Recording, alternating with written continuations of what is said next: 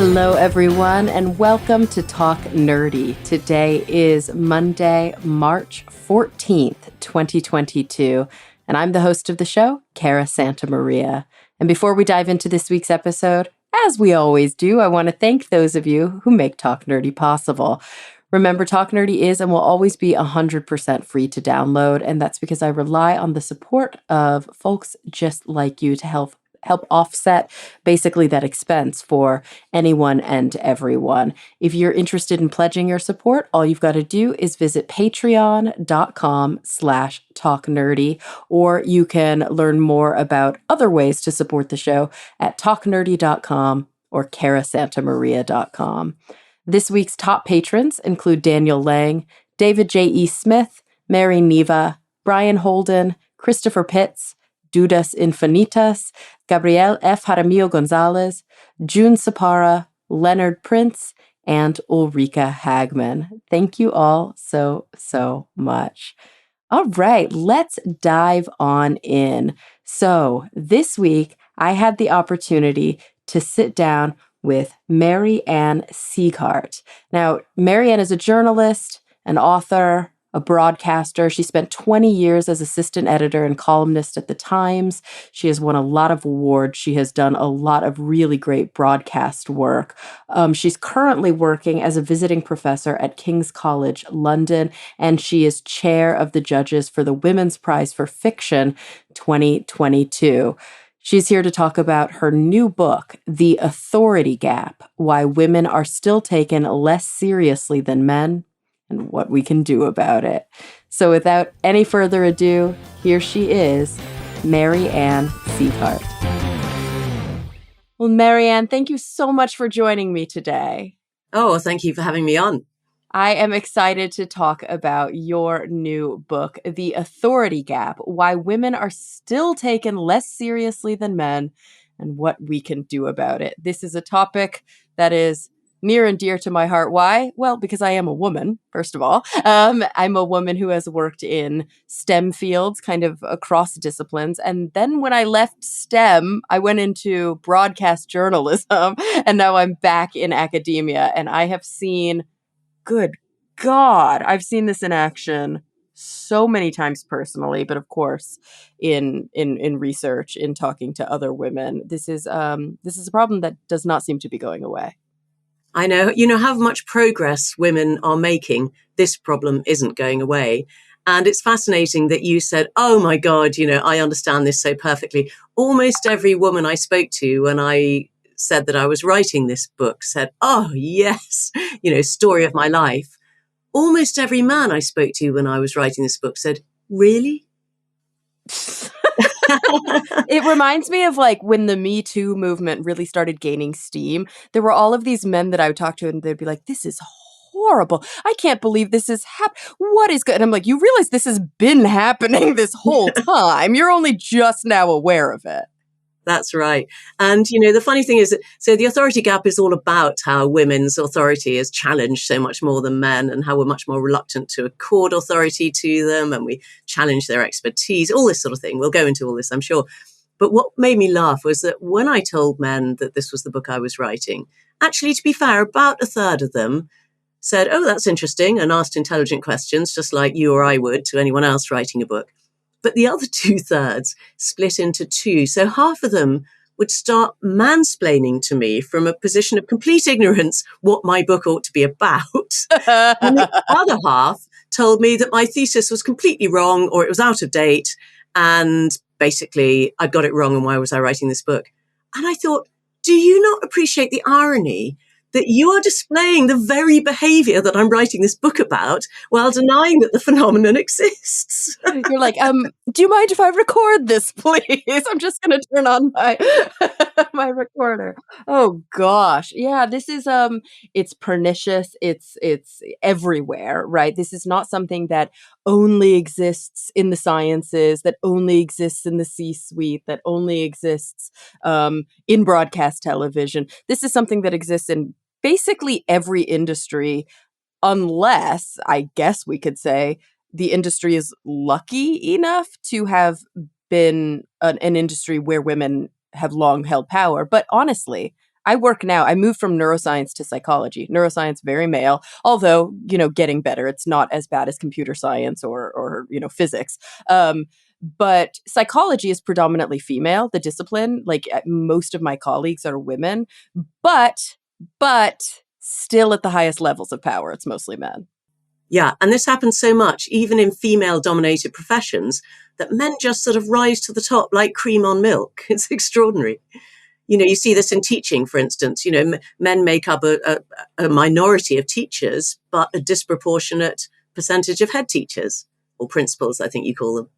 Yeah, absolutely. Anybody really in administration, anybody who has power, right? And who makes more money and who, has a stake in the outcomes for other people. So I have to ask, before we even dive into, the research and sort of some of the most, I guess, salient points in the book, what was there something personal that drew you to write this? Was it something that just, obviously you have eyes and you have a heart and a brain, so you could see that this was a pernicious problem that's seems to be intractable. But was there anything that really drew you to say, I'm going to spend a lot of my life on this?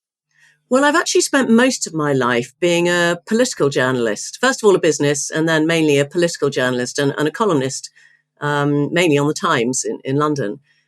And I have always had this sort of idea in the back of my mind. I've quite often written feminist columns. I also helped to set up an organization called Women in Journalism, more than 20 years ago in the UK.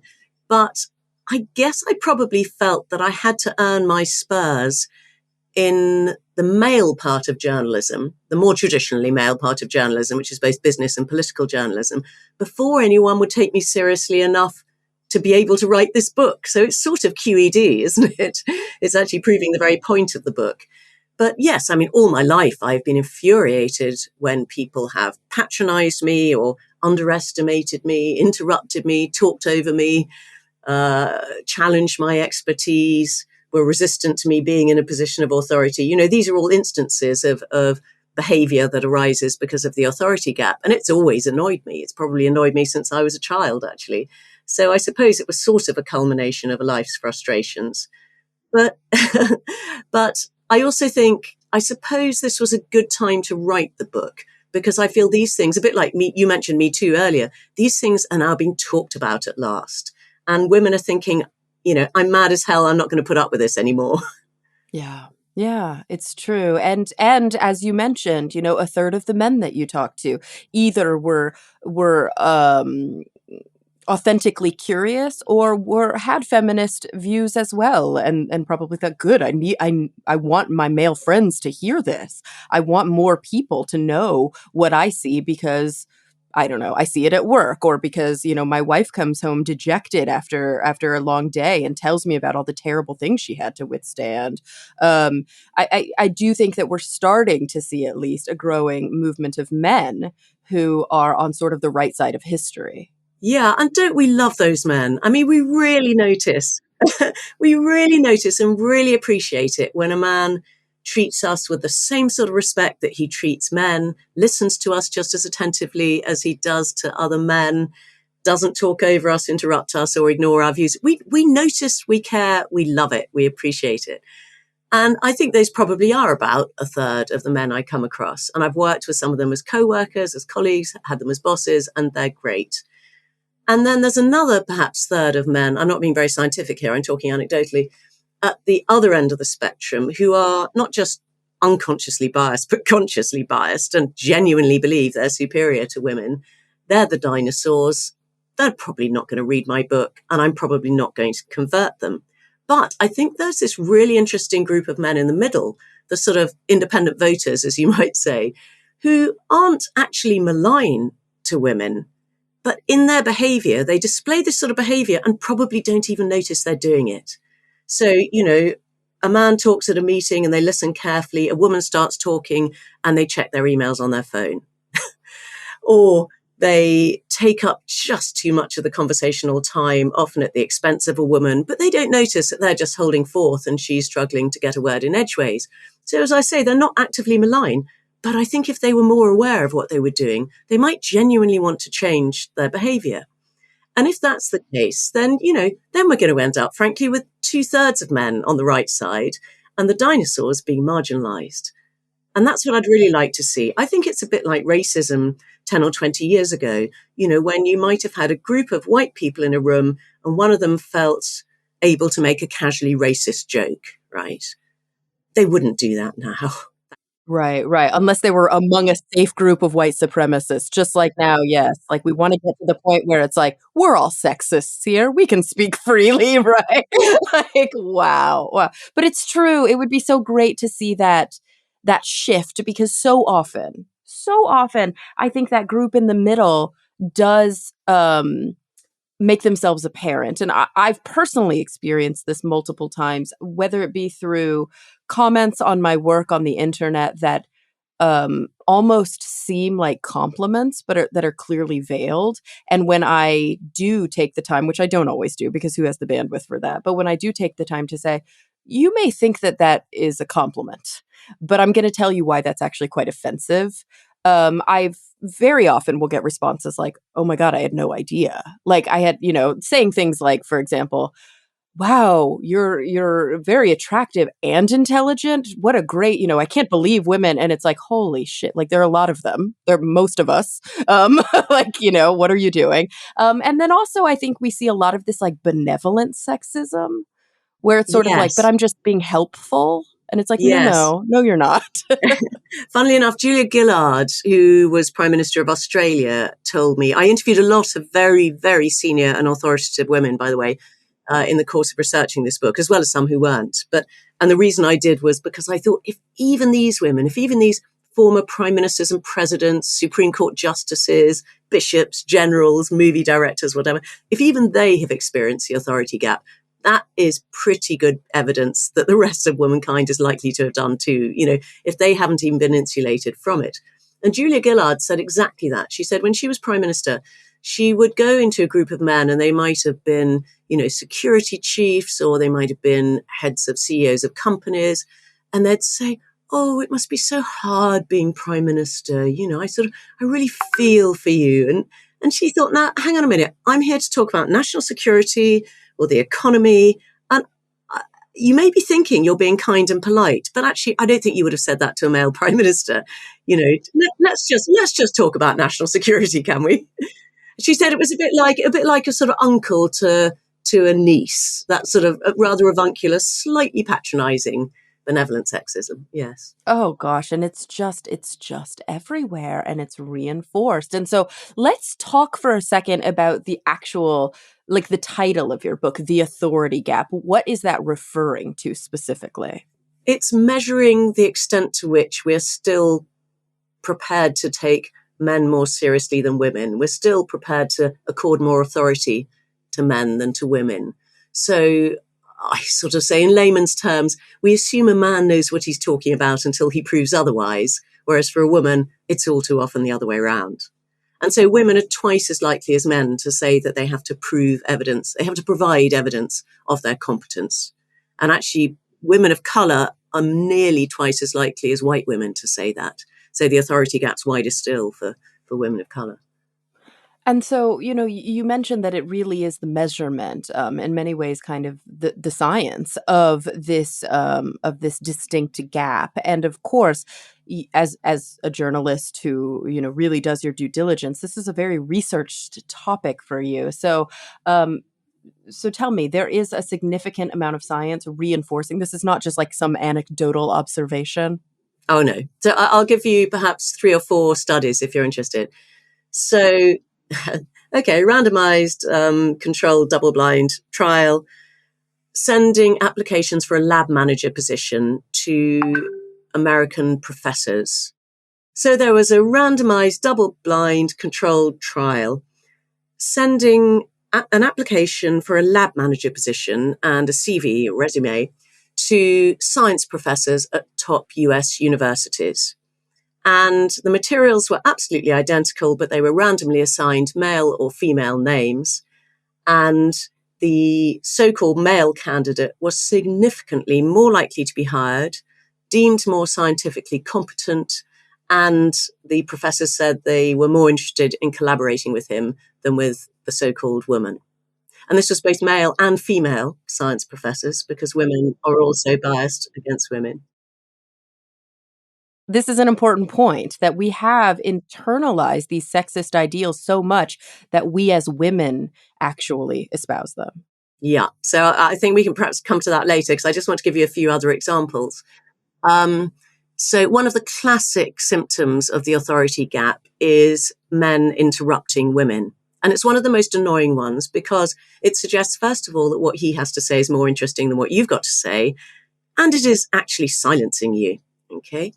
And even really authoritative women are not immune from this. So there was a fascinating study done only a few years ago, very recent, of US Supreme Court proceedings. And you don't get much more authoritative than being a US Supreme Court justice. And women make up only a third of the justices, but they suffer 2/3 of all interruptions. So they are 4 times more likely to be interrupted than their male colleagues, 96% of the time by men. Oh, wow. So this isn't, some laboratory experiment. They're looking at transcripts of actual proceedings. Yeah, I think it was 10,000 hours worth. It might have been 15,000 hours, but a lot. Yes, transcripts of a lot of US Supreme Court proceedings. And then another study I like. Actually, I'll tell you one that made me laugh. This is about speaking time, what I call conversational manspreading. Men just taking up disproportionate amount of speaking time. This is a slightly old one, but I don't think things have changed much in this regard, certainly not anecdotally. And frankly, every single academic study shows men talking more than women, at least in public settings, such as meetings and educational establishments and parliaments and that sort of thing. And so men and women were given 2 paintings by Dürer to look at. And they were each given a tape recorder and asked to talk for as long as they liked about these paintings. The women talked on average for 3.17 minutes. The men talked on average for 13 minutes, in other words, 4 times as long.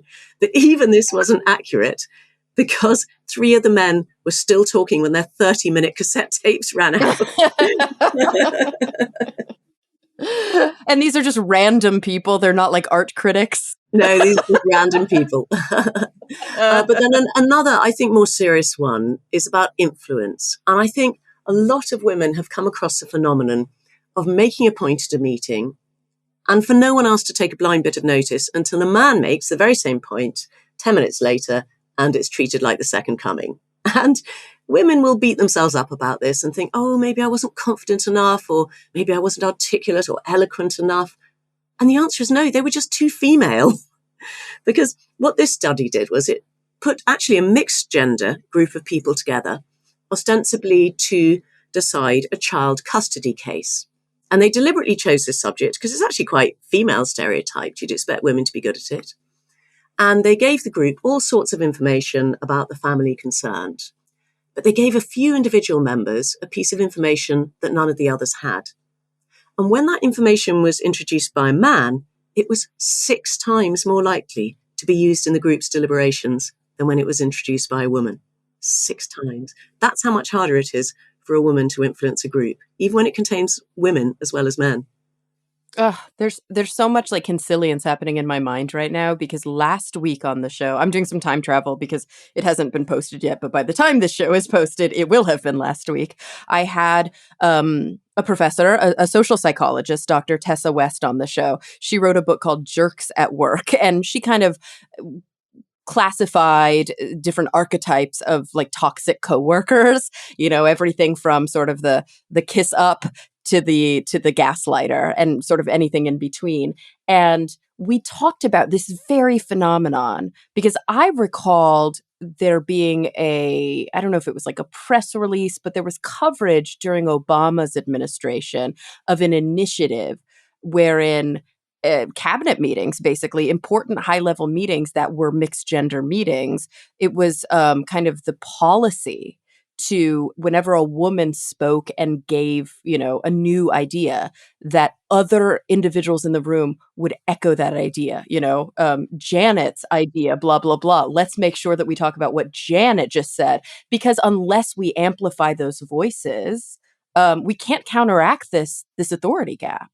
That's right. It was actually the women on his team got together to devise what they called this amplification strategy, because they realized that individually they just weren't being listened to by the men. And it did work, but they had to make this special effort. Can I just talk though about another way of proving the authority gap exists? And I found this completely fascinating. It sounds anecdotal, but in lots of ways it's really scientific. Okay.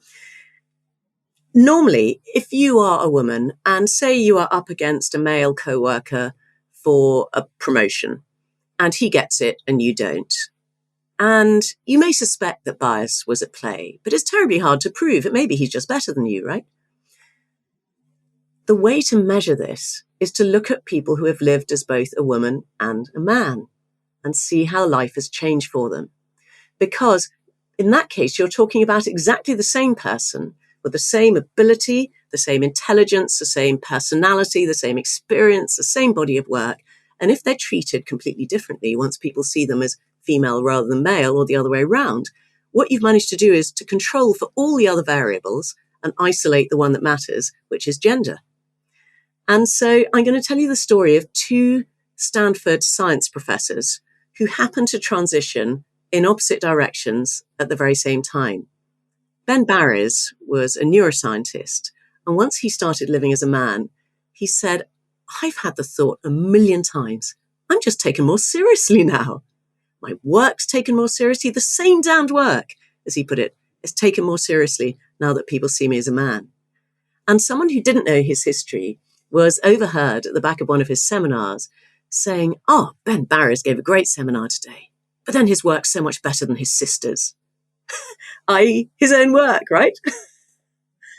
And meanwhile, Joan Roughgarden is an evolutionary biologist, and she transitioned to start living as a woman. And she said when she was living as a man, she just felt like she was on this conveyor belt to tenure and to success. And life was really easy for her. She spoke, people listened, her work was taken seriously, her peer reviews were good. And she said once she started living as a woman, all that changed.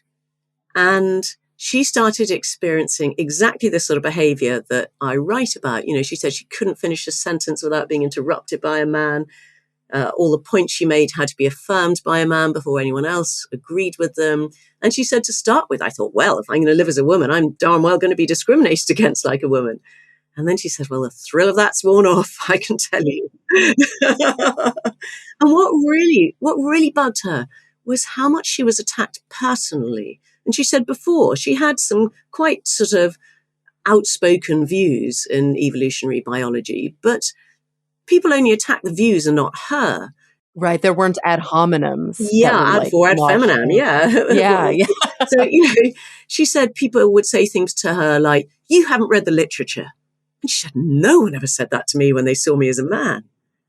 And her conclusion was, men are assumed to be competent until proven otherwise, and women are assumed to be incompetent until they prove otherwise. Much bigger studies by sociologists of trans men and trans women have found exactly this phenomenon, that trans men in particular say, hey, this is fantastic being a man. Life is just so much easier. It's amazing. And of course, vice versa. Trans women say, gosh, I just didn't realize the extent of sexism until I started being at the butt end of it. Ugh. And of course, this is something that has happened throughout all of human history, but this new sort of, I shouldn't say new, but the literature is probably just finally starting to catch up to gender differences, not just between men and women, but of course, or cisgender men and women, but of course also looking at the entire gender spectrum. And I guess I was under the impression that, and not to like be talking about the oppression Olympics or anything like that, but that it was almost worse, similar to women of color are dealing with an even larger authority gap, that perhaps trans women, maybe not trans men, are also dealing with like an even larger authority gap, especially in situations in which their gender status is like known, that individuals know that these are transgender women. Yes, but the point is the asymmetry, isn't it? If we were just biased against trans people, we would show it for trans men as well, but we don't. They actually get a leg up, and trans women, a leg down. I mean, I think back to these like old studies about purchasing cars. Do you remember this like classic study where they looked Yes. at, yes, I black mean, man, black woman? funnily enough, only yesterday I had to take my car to be serviced. And I said to my husband, you've got to come with me or they're going to rip me off. And I Oh used to my be a God. motoring correspondent. Oh my God. Oh, how frustrating. I mean, I and of know. course, this is something that, as you mentioned, you've had personal experience with throughout your life. Of course, now for this book, you've done super deep dives and looked at the literature that aligns with this personal anecdotal experience.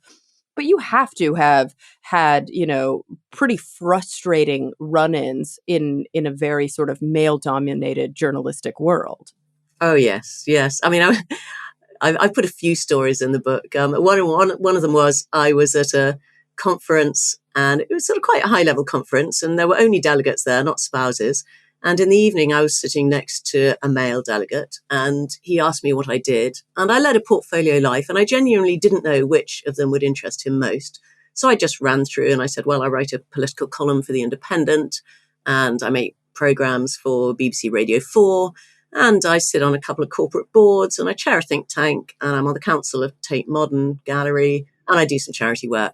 Yeah, Wow. just that. Just a few Yeah, little things here and yeah, there. yeah, yeah. Wow, he said, you're a busy little girl. A Oh my little God. girl? I was older than the then Prime Minister. That's so disgusting. It really is, isn't it? Oh my God. And the gall to just say that with like a big, like shit-eating grin on your face too. Like just no awareness of how insulting that is.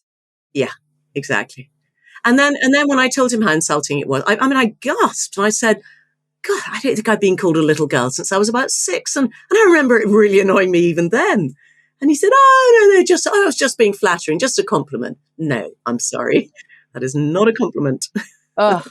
And that sort of that minimization, right? And this is, I think, such an important point that you make in the book and such an important point for us to talk about because I see very often, whether we're talking about the authority gap, whether we're talking about racism, whether we're talking about transphobia, one of the sort of quote alternative talking points, one of the arguments against the understanding that this is such a pernicious issue is this question of like, well, what are you saying? Just that every man is like a born sexist. And so I think this conversation about what systemic sexism actually means, what does it mean for something to have become institutionalized, is an important conversation to have because it's very easy to flippantly say, oh, you're just blaming men for the whole world's problems. What is it actually like? Why is it this way? How did it get this bad?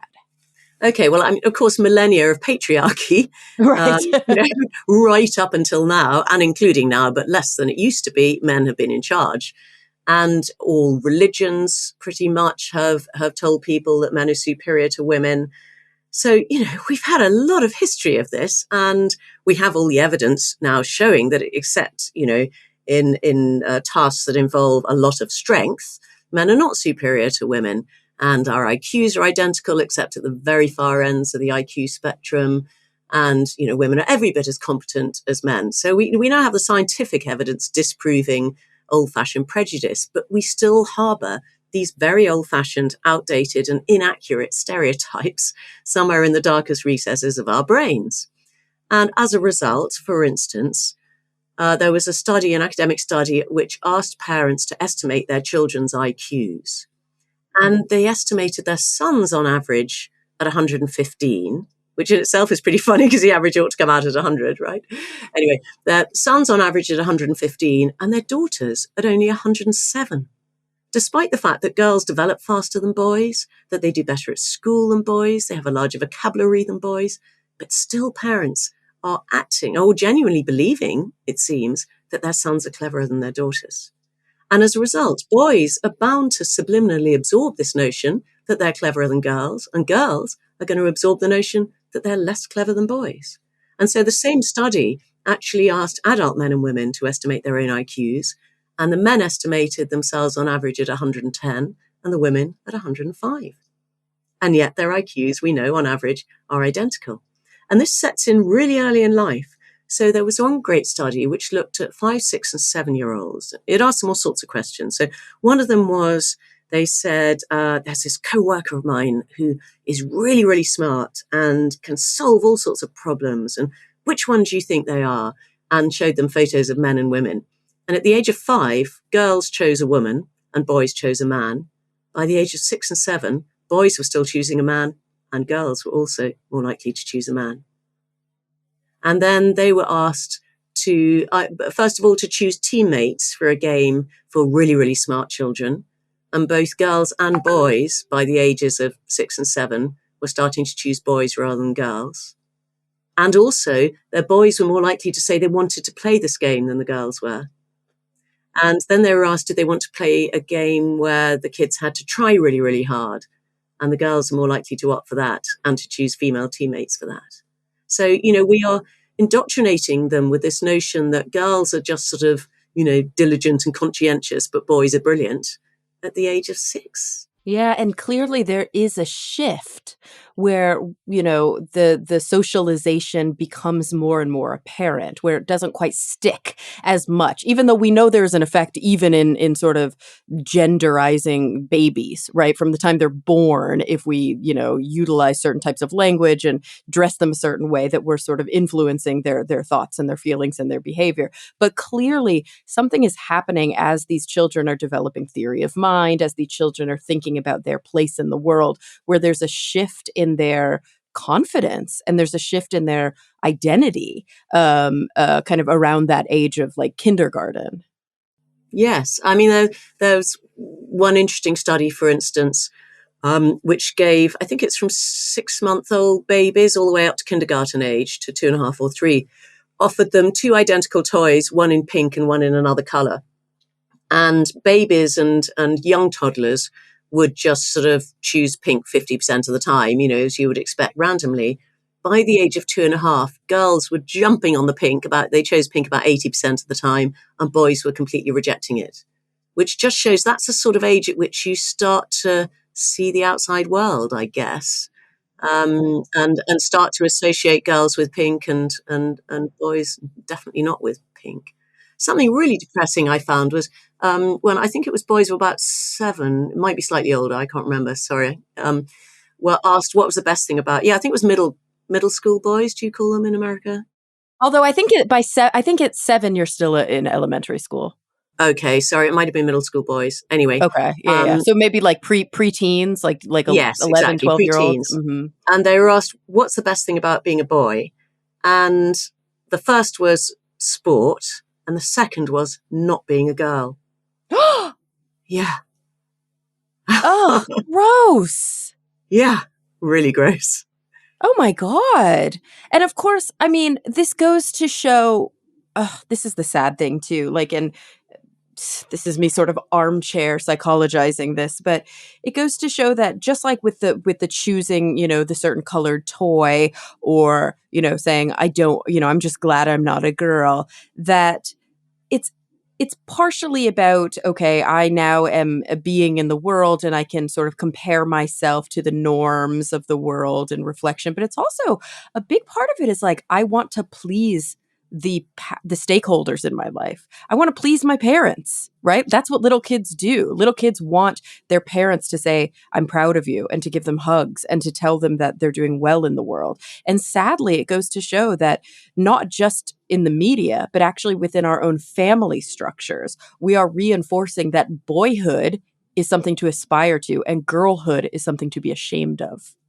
Yeah, and of course, we praise boys for being instrumental and girls for being ornamental.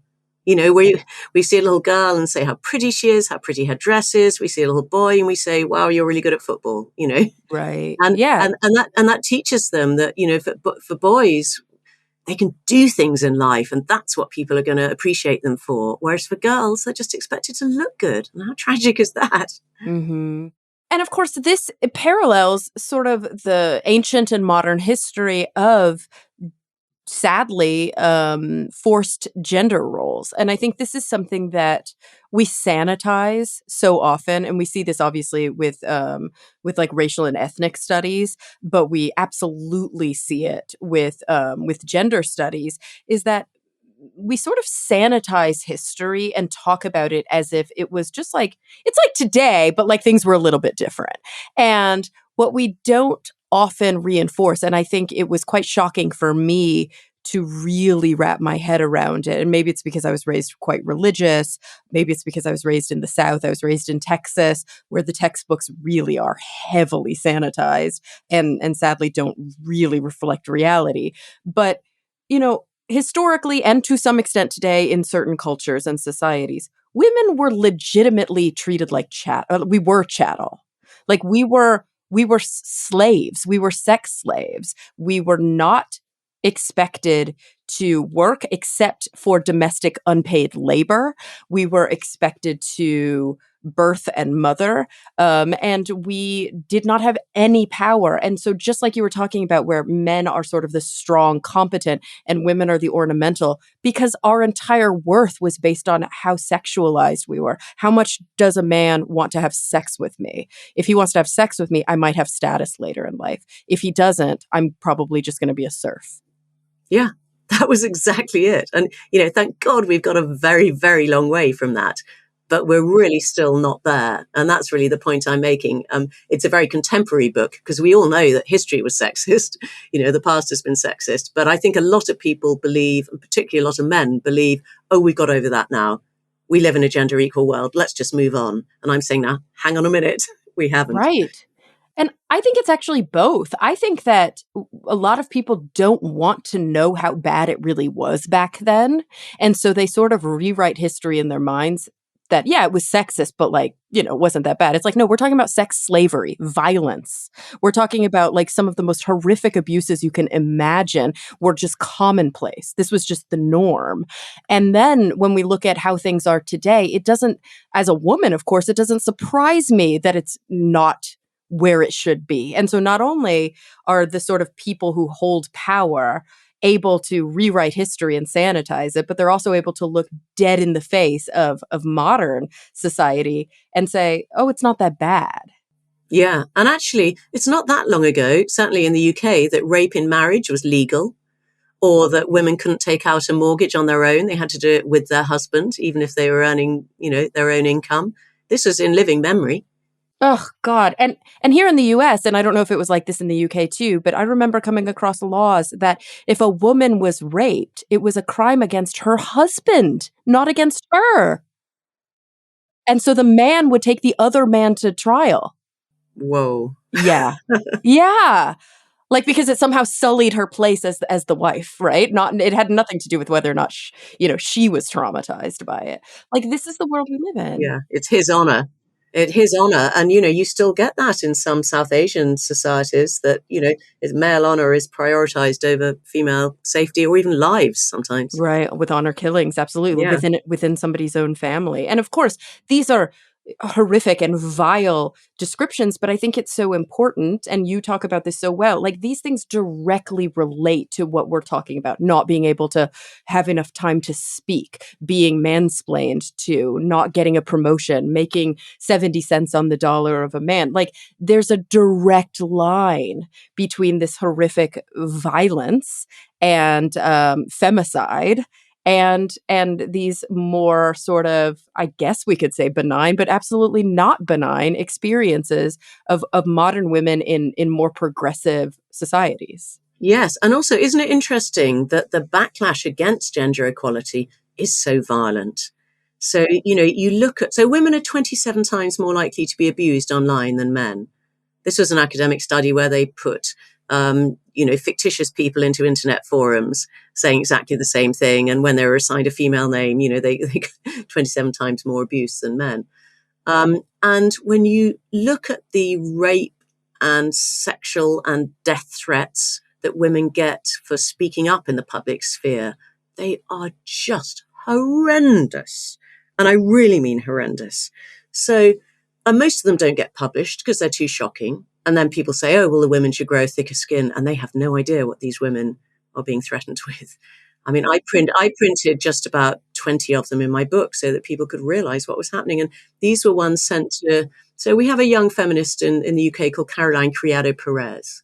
And she started up an incredibly innocent campaign simply to get one woman on one of our banknotes, the equivalent of a dollar bill. So all of our banknotes had famous men on them and not a single woman. And she just said, may we please have Jane Austen on the next iteration of the £10 note. And she had, over one weekend, she collated 200 A4 pages worth of violent threats that she had to give to the police, simply for asking Jane Austen to be on a banknote. Most of them were related to silencing her. I'm going to stick my cock so far down your throat that you're going to gag. I'm going to cut your head out. I'm going to cut your tongue out, cut your head off, cut your tongue out. And sadly, when we do speak up, like I remember, I've gotten obviously death threats and rape threats and things like that when I do YouTube videos. I don't actually have a YouTube channel, but I've gone on a lot of other people's YouTube channels, and the comments on YouTube are probably the most vile, but definitely there are forums. I do one podcast where it's me and four men. And so, and it's quite a kind of intellectual podcast. So I'm always amazed when there are these like very kind of, I don't know, adolescent violent threats. But I remember very specifically one where I made some comment about, we were arguing about colonizing space. And I am usually on the side of guys that, the word colonization right there should tell you something.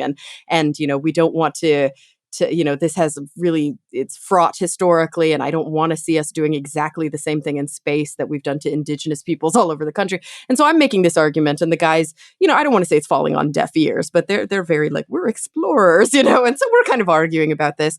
And there's a comment in the forums that's literally like, I don't know why the men didn't just like bend her over and rape her right there. And yeah, and so and of course, like some men were quite defensive of this and were like, "Oh my God, I can't believe this." But when I quoted this, when I took an image and quoted it online, like I sometimes will do in social media and say, like, seems like a nice guy, like I'll try and sort of draw attention to this plight, but also say, you don't have power over me. Like I'm, the amount of, yes, some people are like, this is disgusting. I can't believe this is happening. I'm so sorry. Other people are like, they pile on, which is extra disgusting. But I would say that the middle road is so often men telling me then what I should have done about it. Don't feed the trolls, Cara, or you need to not let this get to you. And I'm like, you realize this is almost as bad. You telling me how I'm supposed to handle my own threats to my safety, my own shaking of my sense of, risk of violence. Like this is a daily occurrence, I think, for a lot of women, especially those who work in media. Yeah, and they're trying to impose a tax on speaking in the public sphere, basically, on women. But, you quite often it just helps to flip things around. I mean, say to a man, how would you feel if you appeared on an intellectual podcast and you had an interesting intellectual conversation and people were posting underneath, he needs a steel rod shoved up his ass? How would you actually feel if someone said that? And if they then said, it's just ridiculous. Just laugh, because of course it wouldn't happen to a man. But I think that, the whole thing is ridiculous. But then also, how would you feel if that person said, I have your home address and I'm coming round at 11 o'clock tonight to do it? Oh, for sure. And that also or if happened. They doxed you publicly, they said, this is her home address. Publish your home address. Yeah. And the sad thing is, as you say about YouTube, it's not even just women in public life who get this, which they do. I mean, boy, do they get it. But you can get a 13-year-old girl putting up a YouTube video about braiding her hair, and she'll get a rape threat in the comments underneath. And you just think, how sick do you have to be to do that? Absolutely. And what does it actually do psychologically to that person? And, that's not to say that somehow I'm impervious. I think I'm sort of used to it. And I think I've sort of like developed good coping mechanisms and good skills. And because I'm trained as a psychologist, I think that I, am lucky. I have the privilege of sort of being able to do a lot of that self-work. I cannot imagine, when I was 13, we did not have the internet the way it exists now. I cannot imagine how detrimental this is to the mental health of young girls. it's really hard to wrap our heads around exactly what it does to somebody's, sense of identity. And I mean, I guess it's not that hard But I because think it's it's just hard. a I think new it's worse. iteration of what But we were just yeah, talking about but has in some always been the senses, it's case, right? It used to be exactly. they would just say it out loud. No, It's that's worse true. now than it But was what's 20 years worrying ago, here but in I the don't think UK, it's and I worse now than it suspect was it's happening in 200 the years US ago. too, Right. is that there's quite a lot of grooming of young boys, prepubescent and adolescent boys, in really extreme misogyny. So from the manosphere, which are these sort of very extreme, sometimes incels, sometimes white supremacists. They're often tied up together, these extreme misogynists. And they're grooming these young boys via YouTube, via computer games, via quite innocent channels to believe these terrible things about girls and women. And teenage girls, certainly here in the UK, are starting to suffer from this. So if they start speaking out, again, even in quite a mild way, in favour of equality, that, the boys will turn around and call them feminazis, and, even worse. And so they're also being silenced. And I rather naively had thought that things were gradually on getting better and that we were on this sort of progressive upward path towards equality. I'm slightly worried now that this backlash might stop it. Right, that there is this sort of extremist, yet sadly very I don't want to say mainstream because it is still extremist, this sort of like incel movement, but it's very accessible. That's the thing. It's like you said, like they're being groomed out of very accessible channels. And of course, it's the most vile version of a message that in its watered down form um is pretty ubiquitous. And that really, I think, brings us to such an important point. And I'm recalling, maybe you remember several years ago, a woman was raped. I can't remember. She may have been murdered, but definitely raped in a public park in Australia, I think it was. And there was a massive backlash because the police chief got on the news and was like, women, you need to be aware of your surroundings. Women, you need to make sure that you carry your keys, like a shiv or whatever he said. And like, don't wear revealing clothing. And everybody's like, are you fucking kidding me? Like he didn't ever go, men, you need to not rape, And it reminded me of, I don't know if you've seen on our Showtime. I don't know if you guys have access to Showtime or if it's called something different, but there's a documentary about Bill Cosby. Like we need to talk about Cosby. And there's an incredible, I think she's a psychologist or sociologist, kind of feminist studies, and it's towards the end of the documentary when W. Kamau Bell asks almost everybody who sits for the documentary a question like, "Have you ever had a violent threat against you?" He's asking all the women, right? Or have you ever dealt with sexism? Have you ever dealt with rape or harassment? And every woman is like, "Of course." Yeah, of course. Yeah. Me, yeah, personally, but also my mom, also my friend. And then the woman turns it on her ear, which was very illuminating. She was like, everybody loves to ask that question. And they never turn to the men and say, have you ever raped somebody? Have you ever harassed a woman? When's the last time you were inappropriate with a woman in your life? Why is that? Why don't we hold their feet to the fire? Instead, we talk about how victims can unvictimize themselves. Yeah. And we talk about violence against women. It's Yeah, male violence against women. We're not beating each exactly. other up, are we? Exactly. Or raping each other. Yeah. Yeah. So what, like, I feel like this, this extreme example, which relates back to the authority gap, now I think we're sort of in the closing portions of the podcast where we go, okay, so what the hell do we do about this? Right. Like it's a sad thing and it's a horrifying thing. We can't just let it keep happening. There's gotta be ways that we can affect change. But I think these things relate, right? Like both this like male violence against women and also this male power over women. Yes. And, so much that is written about women and about sexism advocates fixing women.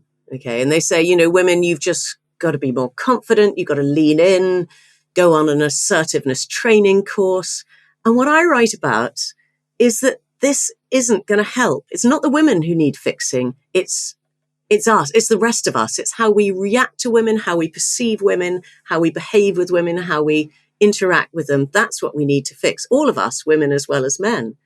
Because if women start to behave exactly like men and start to be as confident and assertive as men, actually, that doesn't help either, because we quite often recoil and we start using adjectives about them such as abrasive or strident, aggressive, bossy, overbearing, bitchy, ball breaking.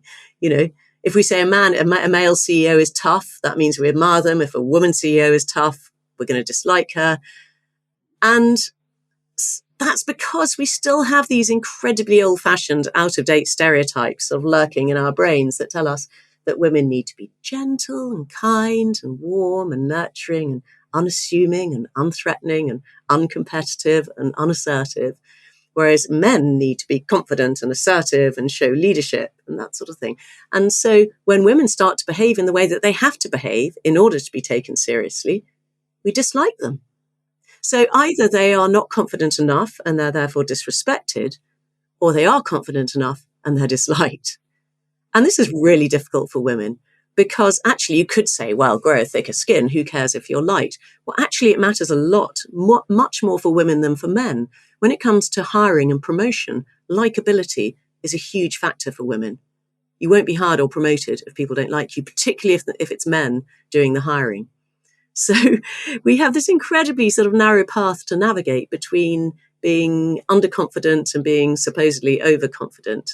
And the only way to get through that actually is to overlay an enormous amount of warmth onto our personalities, so that we smile a lot and we use humor to deflect any sort of hostility. And we have to be incredibly emotionally intelligent and read the room, make sure we're not treading on any men's toes. You know, this is exhausting. Oh yeah, we're And it's constantly a burden that men massaging don't have to bear. egos. Yeah. And, it's a burden that men don't have to bear. And it's something that some women aren't particularly good at. And why should they be? So again, we're almost sort of imposing a tax on women's success. We're just making it much harder for women to succeed than for men to succeed.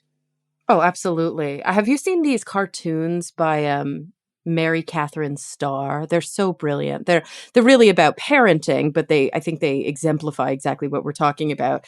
There's like a cartoon of a man coming home with a bag of fast food and a woman coming home with a bag of fast food, and it's like lazy mom, fun dad. Or, they're walking the stroller down the street, but they're also looking at their phone. He's a present dad. She's an inattentive mom. Or they're picking their kid up from school and they're wearing a suit. Oh, he's an involved dad, but she's a working mom, And it's just this horrific double standard, because our standards are so low for men. Yes, that's right. Men are allowed to fail, and fail again, aren't they? We can only fail once. And if we do fail, it's taken as a sign that the entire, the whole of womankind is unable to achieve this. So there was a great story told to me by a British cabinet minister, a female, called Amber Rudd. And it was while our then Prime Minister Theresa May was having problems trying to get Brexit through Parliament, and it looked like she might face a leadership contest. And a male Conservative MP, colleague of Amber Rudd, came up to her and said, "Oh, just so you know, Amber, if there's going to be a contest, I'd really like to back you." And she thought, "Oh, great, I'll, notch him up." And then he said, "But I think we've had enough women for now."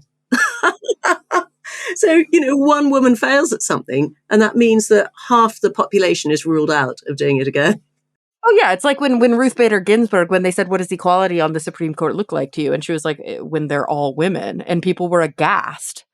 They were like, "All women? That's insane." She's like, "Why is that so weird? It's been all men through like most of American history. Like equality is when we can stack the court. It's not 50-50. Like we got to swing the pendulum a little, guys." But people, people were like, they lost it when she said that. Like, okay. But actually, I'd settle at 50-50. 50-50 is fine for me. That just means we're all treated equally. That's fine. That'll do. I don't need female supremacy. I just want to be treated fairly. Right. And so, that really, I guess, as we start to really wind down, I'm wondering if there's any advice that you have for the men who are listening to this podcast specifically. I think most of the women listening are just like nodding vigorously and saying, yes, all these things. Yes. And I'm really trying. But is there any advice you might have for the men listening who say, "I'm with you. And, even though I have the privilege of not feeling these things all the time, when you talk about them, it resonates and I want to help. I want to be a part of the solution, not the Oh, problem. yes, please, please come and help. We would be so appreciative, because the tragedy is, I mean, what I'm writing about in the book is that men are much more likely to listen to other men. And so if you start acting as allies to women, other men are more likely to listen to you. So yes, please, please call out sexism in all male groups. You know, when men feel they've got a license to be sexist, say, actually, no, I really don't feel comfortable with you saying that. If you see a woman being treated in one of the ways in which I've described, you know, being interrupted at a meeting, you can say, oh, hang on, I was really interested in what Cara was saying there. Or suppose a woman makes a point and no one takes any notice, man makes the same point later, you can say, oh, I'm so glad you agree with what Cara said earlier. You know, all these things you can really help us with. You can check your own bias. You know, so suppose you are deciding to mentor someone or sponsor someone in the organization who's younger than you. Don't automatically pick a young man who reminds you of what you were like at that age, but choose a young woman instead. Ideally, a woman of color, actually, because they're even less likely to be mentored than a white woman. Honestly, in the last chapter of my book, I have 140 solutions. I counted them the other Yay. day. And the reason, you know, it's what we can do as individuals, as partners, as parents, as co-workers, as employers, as in the media, teachers, I go on and on. And the reason there are so many is that every instance of the authority gap is quite small at the time. I mean, it's very annoying to be interrupted and not to be able to get your point across, but it's not, you know, career threatening, but it's the accumulation of them. They roll up like compound interest over the course of a lifetime to create this enormous gap in achievement and opportunity between women and men. And so the solutions are also small. And I think it's really important for all of us, women as well as men, to appreciate that we do suffer from unconscious bias against women. However liberal or intelligent or even female we are, we're likely to have this just because of the way we've been brought up. We've talked a lot about upbringing and the world in which we live, in which there are many more men still in positions of authority. So there's nothing we can do about it. It's called unconscious for a reason. But we can, and we don't need to feel ashamed of it either. It's not our fault. But we can notice it when it manifests itself and try to correct for it. So, you know, if you're a man, just make sure you're listening as attentively to women as you are to men. Make sure you're not taking up more than half the conversational time if you're talking to a woman, or whatever the proportion is according to the number of people in the room. If you walk up to a man and a woman standing together, don't automatically address the man first. If a woman sounds like she's pretty knowledgeable about a subject that is traditionally quite male, don't just assume that she isn't and start challenging her. You know, there are hundreds of things that men can do to make life better for women. And do you know what? It is genuinely in their interest. And that sounds weird because you might think gender equality is like a seesaw in which as women rise, men fall. And there may be small occasions, individual occasions in which if you are up for a promotion or a job and a similarly qualified woman is too, and the bias against her disappears, it may be she gets the job rather than you, which may well, in fact, be fair. But in general, academic studies show that both in more gender equal countries and US states, by the way, and in more gender equal relationships, straight relationships, that is, in which the man and the woman share the chores and the childcare roughly equally, not only are women healthier and happier, which you might expect, children are healthier and happier, do better at school, have fewer behavioral difficulties, get on much better with their dad. The girls are more ambitious, boys are less likely to be violent. But the men themselves are also happier and healthier. So they are twice as likely to say they're satisfied with their lives, half as likely to be depressed, much less likely to get divorced. On average, they drink less, they smoke less, they take fewer drugs, they sleep better at night. And here is the absolute clincher, they get more frequent and better sex. So guys, what is not to like about this? Amazing. I love it. I love it. Well, Mary Ann, I close every episode by asking my guests the same two questions. It may be that you've already answered these questions because of the topic at hand. It may be that you have a different answer on the tip of your tongue. So I'm going to throw some big picture questions at you. Are you ready for them? I hope so. All right. So when you think about the future, in whatever context is relevant to you right in this moment. So this could be regarding the topic we've been discussing, regarding your work, your family, your personal life, but it could also be at the community level, the national level, the global level, even the cosmic level. Number one, what is the thing that does keep you up the most at night? The thing you're most concerned about? Maybe you're dealing with some pessimism bordering on cynicism. And then on the flip side of that, to end on a slightly more positive note, where are you finding your optimism these days? Where are you having sort of authentic and genuine hope? What keeps me up at night at the moment is World War III. Right. Oh, God. Yeah. Yeah, we are recording this on, let's see, Wednesday, March 2nd. So we're like in the middle of the Ukraine crisis with no real understanding of where it's going to go. With people like Fiona Hill saying Putin might well use nuclear weapons. I mean, this is very scary, particularly living on the continent of Europe. That's what's keeping me up at night at the moment. Beyond that, what am I optimistic about? I guess I'm optimistic that's because of the reaction to this book. I mean, people are getting almost evangelical about it, just going, yes, we've really got to change this. This is a really important thing. This will change so many women's lives. And some men are also joining in, which I'm absolutely thrilled about.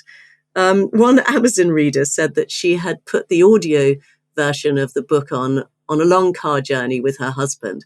And she said, it has transformed him. He is listening to me now. He's asking me questions. And frankly, if I can change one husband at a time, I will be a very happy woman. Absolutely. Oh, gosh. All right. Well, the book, everyone, is The Authority Gap: Why Women Are Still Taken Less Seriously Than Men and What We Can Do About It, by Mary Ann Sieghart. Mary Ann, thank you so much for being here. Oh, you're welcome. It's been a real pleasure talking to you. Thank you. And thank you to everyone listening. I'm really looking forward to the next time we all get together to talk nerdy.